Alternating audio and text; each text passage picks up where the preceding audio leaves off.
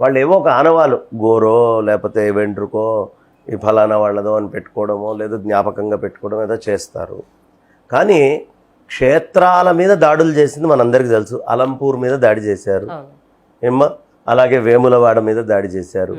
ఈ దాడి చేసినటువంటి ప్రతి ప్రదేశంలో ఖచ్చితంగా మసీదును చూడకుండా మనం ఎవరం గుళ్ళోకి వెళ్ళలేనటువంటి పరిస్థితి. కావాలని తీసుకొని వచ్చి అక్కడ పెట్టేవారు. అంటే మా మతమే సర్వస్వము అని రుజువు చేయడం కోసం సామరస్యం లేకుండా చేసినటువంటి పనులు విదేశీ రాజులు ఎవరు ఈ దేశం మీదకి వచ్చారో మ్లేచ్యులు వాళ్ళు దాడి చేసినటువంటి పనులు ఇవన్నీ.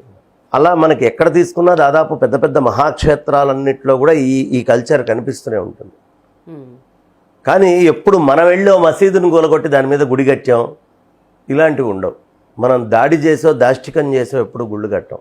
అంత మార్పులు చేర్పులు అనేటటువంటివి ఉన్నాయి. ఖచ్చితంగా ఇవాళ ఉన్నటువంటి విశ్వేశ్వరుడి క్షేత్రము నందీశ్వరుడు చూస్తున్న విధానమైన శాటిలైట్ ఇమేజ్లో నుంచి చూస్తే ఆ లోపల ఉండేటటువంటి దాని స్ట్రక్చర్ మీద వాళ్ళు చేసినటువంటి మార్పుల్ని చూసినా ఫౌంటైన్ అనే పదం చెప్పడం వల్ల అది ఎక్కువ శివలింగంగా రుజువు అవుతుంది.